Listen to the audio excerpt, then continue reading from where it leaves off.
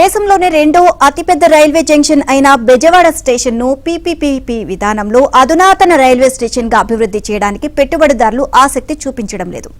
రెండోసారి పిలిచిన టెండర్లకు ఔత్సాహిక బిడ్డర్ల నుంచి స్పందన లేకపోవడంతో రైల్వే అధికారులు తలలు పట్టుకుంటున్నారు. దీంతో మరోసారి టెండర్లు పిలిచి ప్రాధాన్యత క్రమంలో పనులు చేపట్టాలని నిర్ణయించారు.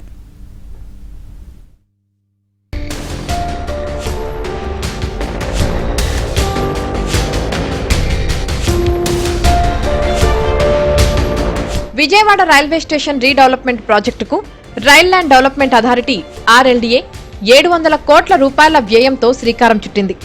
సరికొత్త రైల్వే స్టేషన్ భవనాలను పీపీపీ విధానంలో నిర్మించేందుకు టెండర్లు పిలిచినప్పటికీ ప్రైవేట్ సంస్థల నుంచి స్పందన రావడం లేదు. విజయవాడ నగరం మధ్యలో రైల్వే స్టేషన్ ఉన్నప్పటికీ భౌగోళిక పరిస్థితుల అడ్డంకులను దృష్టిలో పెట్టుకుని ప్రధానంగా ఇన్వెస్టర్స్ ఆసక్తి చూపటం లేదని తెలుస్తోంది.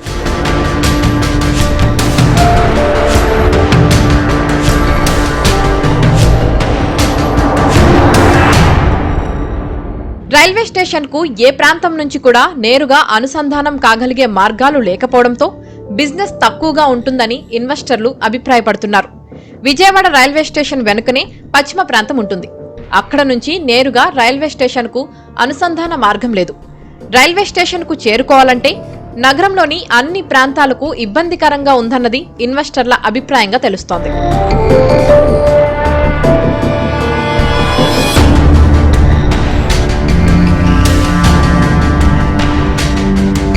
విజయవాడ రైల్వే స్టేషన్ కు అన్ని ప్రాంతాలు చాలా సులువుగా అనుసంధానమయ్యే విధంగా మౌలిక సదుపాయాలు భారీగా విస్తరించాల్సిన అవసరం ఉందన్నది ఇన్వెస్టర్ల అభిప్రాయం. స్టేషన్ రీడెవలప్మెంట్ కంటే మౌలిక సదుపాయాల అభివృద్ధినే ప్రస్తావిస్తున్నారు. ఇప్పుడున్న పరిస్థితులను బట్టి పీపీపీ విధానంలో రైల్వే స్టేషన్ ను రీడెవలప్ చేస్తే తమకు ఎలాంటి ఆర్థిక ప్రయోజనం ఉండదని వాళ్లు వాదిస్తున్నారు.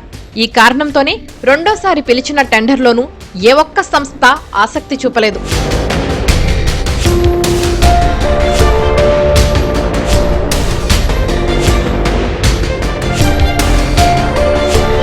రైల్వే స్టేషన్ ను గతంలో 2 సార్లు పీపీపీ కింద అభివృద్ధి చేయాలని టెండర్లు పిలిచినా ఏ సంస్థ ఆసక్తి చూపలేదు. ఆ తర్వాత రైల్ ల్యాండ్ డెవలప్మెంట్ అథారిటీకి అప్పగించింది. పీపీపీ కోసం 2 సార్లు టెండర్లు పిలిచినా ఏ ఒక్క సంస్థ ఆసక్తి చూపకపోవడంతో రైల్వే అధికారులు తలలు పట్టుకుంటున్నారు. రానున్న రోజుల్లో విజయవాడ రైల్వే స్టేషన్ ప్రధాన మార్గాలతో నిండిపోతుందన్న భావనతో పెట్టుబడులు పెట్టడానికి ఇన్వెస్టర్లు ఆసక్తి చూపడం లేదు.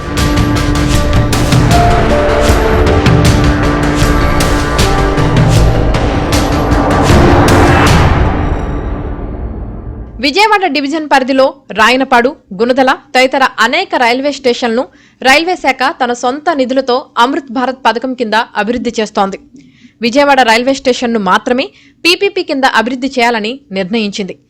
పీపీపీ విధానంలో ఎవరూ ముందుకు రాని పరిస్థితుల్లో విజయవాడ రైల్వే స్టేషన్ను కూడా రైల్వే శాఖ అమృత్ భారత్ పథకంలో అభివృద్ధి చేయాల్సిన అవసరం ఉంది. పీపీపీ పద్ధతిలో టెండర్స్ కాల్ఫర్ చేయడం జరిగింది. కానీ ఈ పీపీపీ పద్ధతిలో కాంట్రాక్టర్స్ నుంచి ప్రాపర్గా రెస్పాండ్ లేకపోవడం వల్ల అది ముందుకు వెళ్ళలేకపోయింది. అమృత్ భారత్ స్టేషన్ కింద అయినా సరే విజయవాడ స్టేషన్ అమృత్ భారత్ స్టేషన్లో పరిధిలోకి తెచ్చి ఈ స్టేషన్ డెవలప్ చేయాల్సినంత అవసరం ఎంతైనా ఉంది. అలాగే ఇక్కడ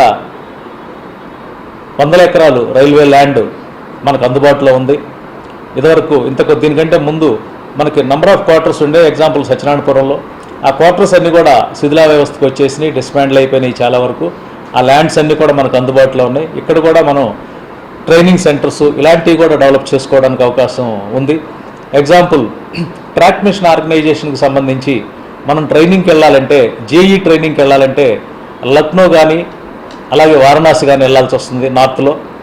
అలాంటిది ఇప్పుడు కొత్త జోన్ల పరిధిలో విజయవాడలో ఇలాంటి ట్రైనింగ్ సెంటర్ ఇస్తే మనకి సౌత్ ఇండియాలో ఉన్నటువంటి మన 5-6 జోన్స్ కూడా ట్రైనింగ్ సంబంధించి షెడ్యూల్స్ అన్నీ కూడా మనం ఇక్కడే కంప్లీట్ చేసుకోవచ్చు. చాలా సమస్యలు ఉన్నాయి, ఇంతవరకు చాలా పెండింగ్లో ఉన్నాయి. ఇప్పుడు వరకు 250 కోట్లు విజయవాడ స్టేషన్ డెవలప్మెంట్కి పీపీపీ మోడల్ ఇచ్చినా సరే దానికి టెండర్స్ కాల్ఫర్ చేస్తాకి ఎవరు ఇంతకీ ముందుకు రావట్లేదు. దీని గురించి మా విన్నపం ఏంటంటే జీఎం గారు కానీ డిఆర్ఎం గారు కానీ ఒక కాంట్రాక్ట్స్తో కానీ అందరితో పిలిచి మీటింగ్ పెట్టి దాన్ని సమన్వయం చేసి దాన్ని వర్క్ స్టార్ట్ చేస్తే బాగుంటుంది. లేదా అమృత్ భారత్ స్టేషన్ కింద దాన్ని నిధులు మళ్లించి దాంట్లో చేసి డెవలప్ చేస్తారని చెప్పి నేను కోరుకుంటున్నాను. దీని గురించి మా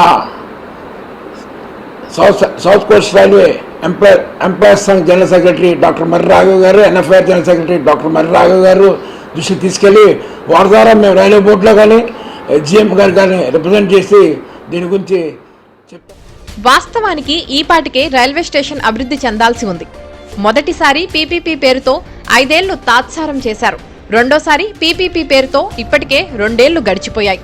విఫల పీపీపీని ఇంకా నెత్తికెక్కించుకునే బదులు కనీసం అమృత్ భారత్ పథకం కింద అయినా రైల్వే స్టేషన్ను అభివృద్ధి చేయాల్సిందిగా ప్రజలు వేడుకుంటున్నారు. విజయవాడ స్టేషన్ కంటే చిన్న స్టేషన్లన్నీ అభివృద్ధి చెందితే విజయవాడ స్టేషన్ ఒక్కటే అభివృద్ధికి నోచుకోకుండా పోయే ప్రమాదముందన్న భావన వ్యక్తమవుతోంది.